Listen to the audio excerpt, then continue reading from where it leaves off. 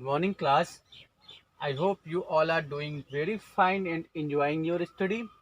Okay, class, you all are welcome to our today's topic to be discussed.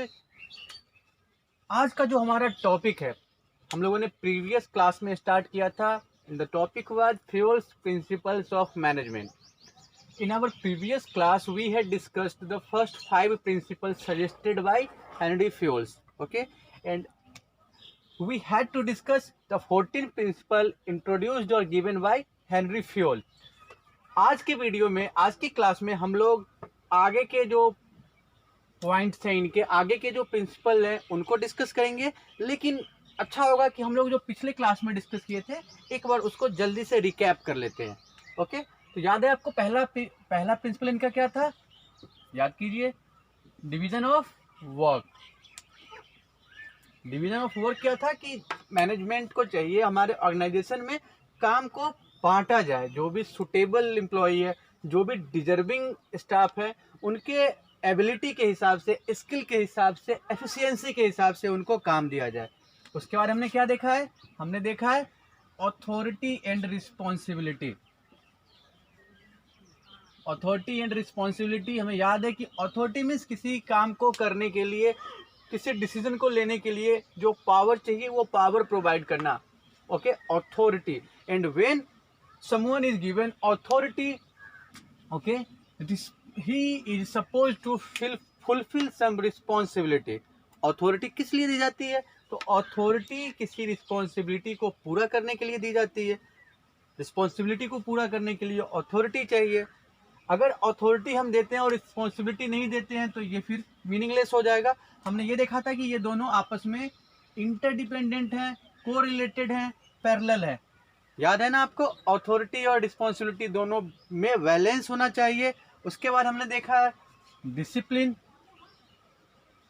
कि management को subordinates में या जो भी ऑर्गेनाइजेशन का जो इन्वायरमेंट है उसके माहौल को डिसिप्लिन बनाना है.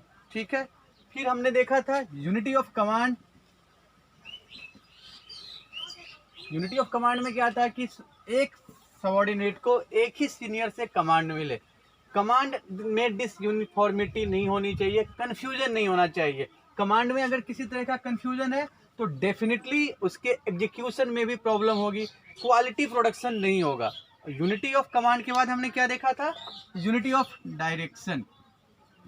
यही हम लोगों ने डिस्कस किया था, unity of command and unity of direction. और इन दोनों में हम लोगों ने डिफ्रेंशिएट किया था वेरियस ग्राउंड्स पे कि यूनिटी ऑफ कमांड और यूनिटी ऑफ डायरेक्शन में मीनिंग के ग्राउंड पे, पर्पस के ग्राउंड पे, नेचर के ग्राउंड पे, रिलेशनशिप के ग्राउंड पे क्या क्या डिफरेंस है. तो आज हम लोग इनसे आगे बढ़ने वाले हैं. टोटल हम लोगों ने पिछले क्लास में पांच प्रिंसिपल डील किए थे. आज हम लोग यहाँ से आगे चलने वाले हैं. ओके, तो मैं उम्मीद करता हूँ कि आप सब लोग तैयार हैं आज की क्लास के लिए. आज जो हमारा पहला प्रिंसिपल है, जो 6th नंबर का प्रिंसिपल है, वो है हमारा सबऑर्डिनेशन ऑफ इंडिविजुअल इंटरेस्ट.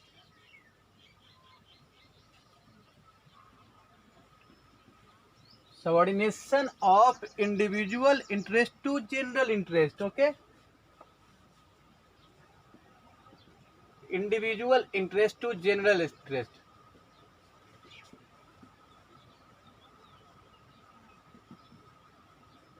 देखिए, इंडिविजुअल इंटरेस्ट का मतलब क्या होता है ये समझते हैं.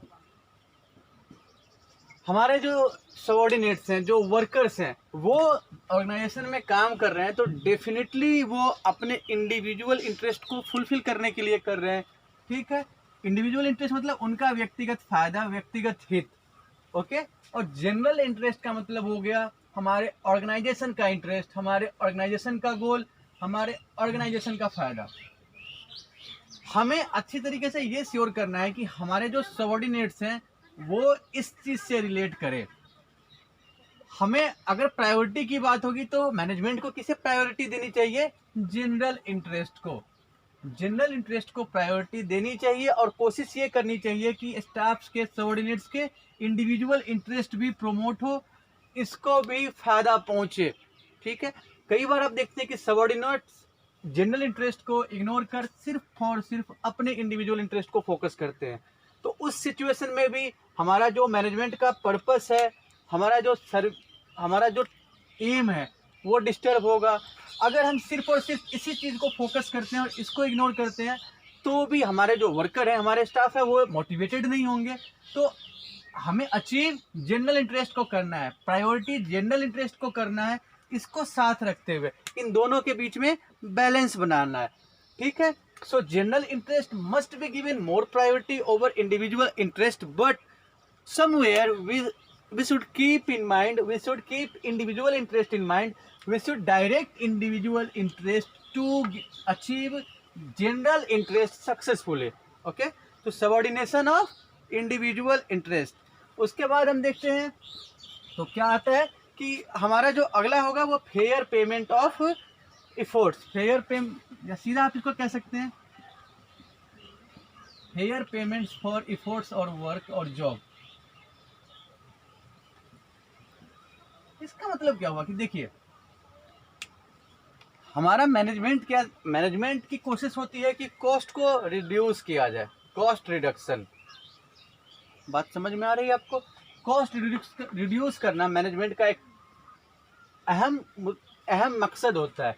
लेकिन हमें इसको ध्यान में रखते हुए ये जरूर ध्यान देना चाहिए कि जो वर्कर्स हैं उनके वो जो परफॉर्मेंस दे रहे हैं, प्रोडक्शन दे रहे हैं, तो उनके प्रोडक्शन के हिसाब से, उनके परफॉर्मेंस के हिसाब से उनको फेयर वेज मिले। यहाँ पे कंजूसी नहीं करनी चाहिए। अगर यहाँ हम कंजूसी करते हैं, अपने सबॉर्डिनेट्स को उनके काम के हिसाब से कम पे करते हैं, तो डेफिनेटली उनका मोरल लो होगा, उनके अंदर मोटिवेशन की कमी आएगी। वो फिर जो हमारे वर्कर हैं वो जनरल गोल से खुद को रिलेट नहीं कर पाएंगे।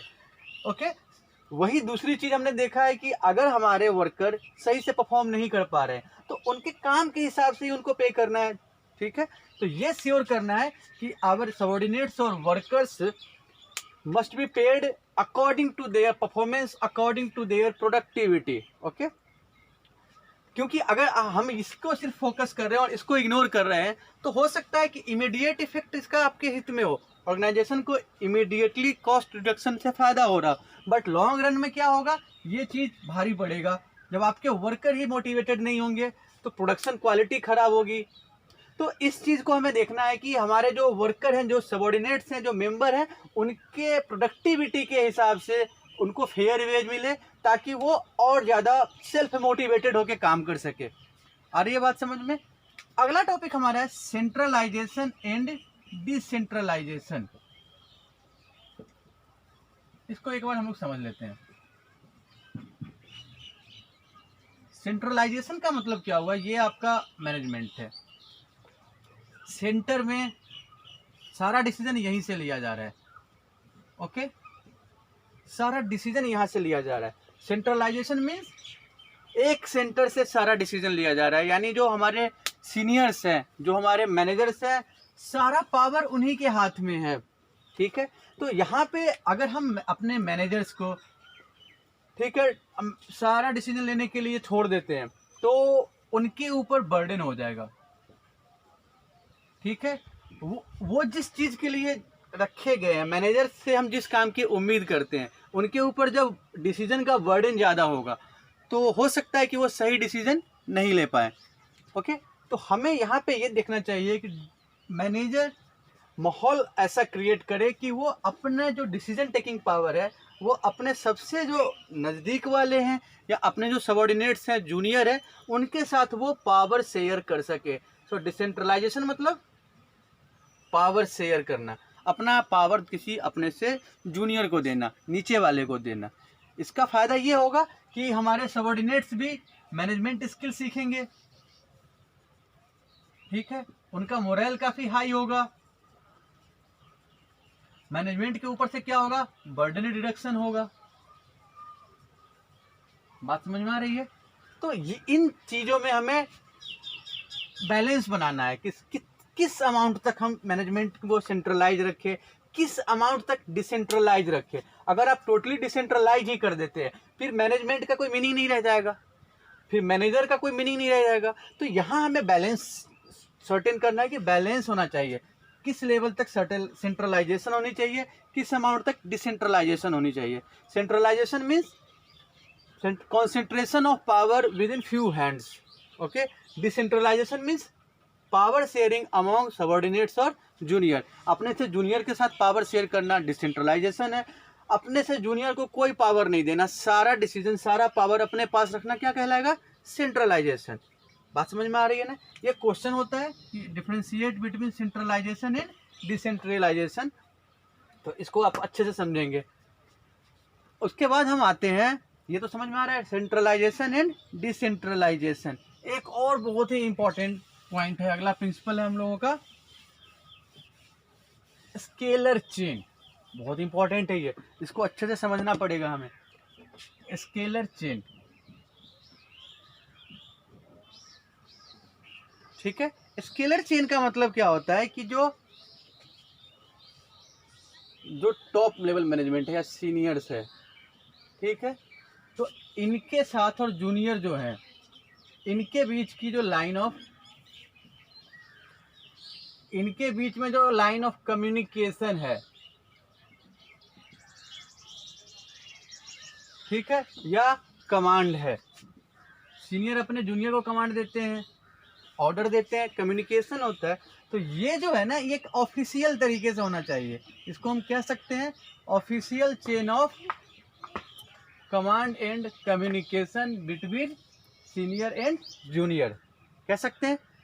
स्केलर चेन मतलब official chain of command and communication between senior and juniors. इसको हम लोग अच्छे से समझ सकते हैं कि ये देखिए हमारे सीनियर है, ठीक है।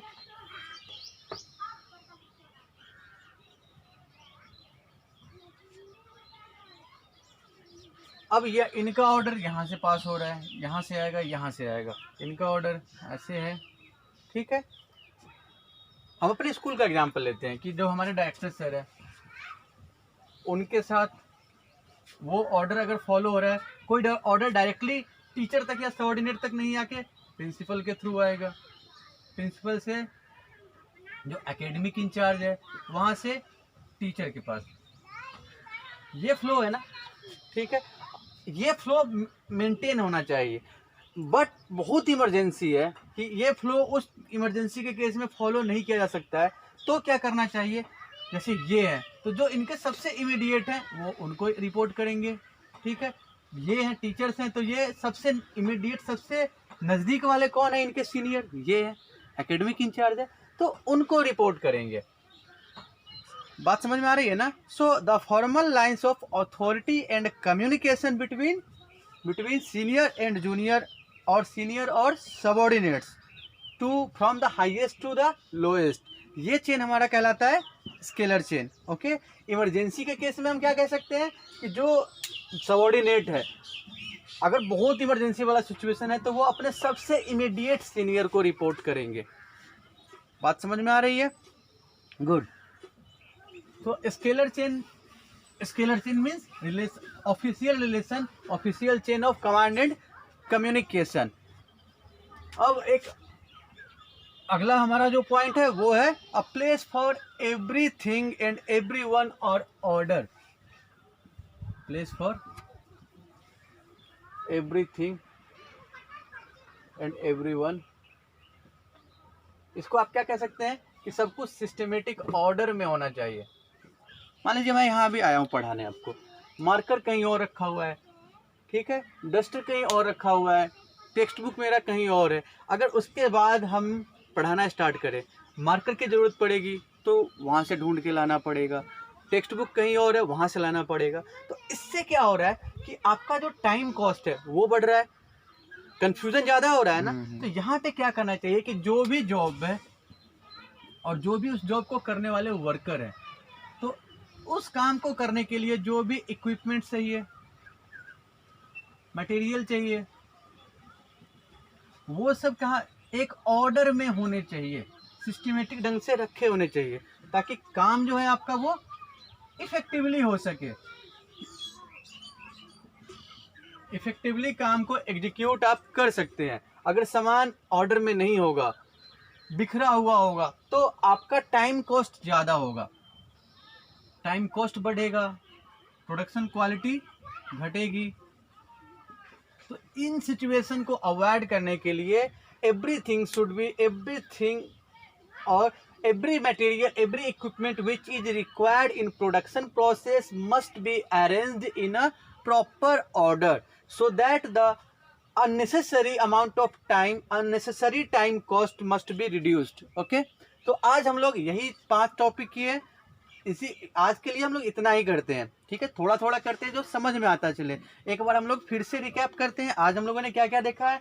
सबसे पहले देखा है हम लोगों ने subordination of individual interest to general interest. यहाँ पे हमने देखा है कि इंडिविजुअल इंटरेस्ट के ऊपर हमें किसको प्रायोरिटी देना है, जनरल इंटरेस्ट को। उसके बाद हमने देखा है फेयर पेमेंट फॉर एफर्ट्स और fair wage system. Fair wage system का मतलब है कि प्रोडक्टिविटी के हिसाब से, परफॉर्मेंस के हिसाब से हमें सबऑर्डिनेट्स को पे करना चाहिए। वेज जो है वो फेयर वेज होना चाहिए, ठीक है। उसके बाद हमने क्या देखा है, सेंट्रलाइजेशन एंड डिसेंट्रलाइजेशन। इसमें क्या डिसाइड किया जाता है कि किस अमाउंट में ऑर्गेनाइजेशन के अंदर सेंट्रलाइजेशन होनी चाहिए, किस अमाउंट में डिसेंट्रलाइजेशन होनी चाहिए। मैनेजमेंट को कितने पावर अपने पास रखने चाहिए, कितना पावर रिलीज करना चाहिए, शेयर करना चाहिए। ओके, उसके बाद हमने देखा स्केलर चेन। स्केलर चेन क्या है कि ऑफिशियली जो लाइन है सीनियर्स और सबऑर्डिनेट्स को, ठीक है, उसको कैसे मेंटेन करना है। और आज का जो लास्ट पॉइंट हमने देखा है, अ प्लेस फॉर एवरीथिंग और एवरीवन और अ सुटेबल ऑर्डर, ठीक है। तो आज हम लोग अपने इस क्लास को यहीं पे स्टॉप करते हैं। इस क्लास से रिलेटेड जो भी क्वेश्चंस या डाउट्स होते हैं तो आप लोग इसको ज़रूर शेयर कीजिएगा। हमारी कोशिश ये होनी चाहिए कि ये टॉपिक, हमें इस टॉपिक में कहीं से कोई कंफ्यूजन नहीं होना चाहिए। इस टॉपिक से रिलेटेड आपको 2-3 क्वेश्चन करने हैं। सबसे पहले आप देख लीजिएगा, डिफरेंशिएट बिटवीन, ठीक है, सेंट्रलाइजेशन एंड डिसेंट्रलाइजेशन। ये इंपॉर्टेंट है, ये आप सबको करने हैं। Okay, differentiate between centralisation and decentralisation. What is scalar chain, ये भी इंपॉर्टेंट है आपका। व्हाट इज स्केलर चेन, ठीक है। व्हाई इज इट इम्पॉर्टेंट, ये 2 क्वेश्चन आपको प्रैक्टिस करने हैं। Why is it important. तो आज हम लोग यहीं पे स्टॉप करते हैं, फिर हम लोग मिलते हैं, इस टॉपिक को आगे डील करेंगे। जो बच गए हैं वो पॉइंट अगले क्लास में डील करेंगे। I am pretty hopeful that we all enjoy the session. आपका ये जो टॉपिक है आज का वो काफ़ी हद तक क्लियर हो चुका होगा। तो मिलते हैं हम लोग अपने अगले क्लास में।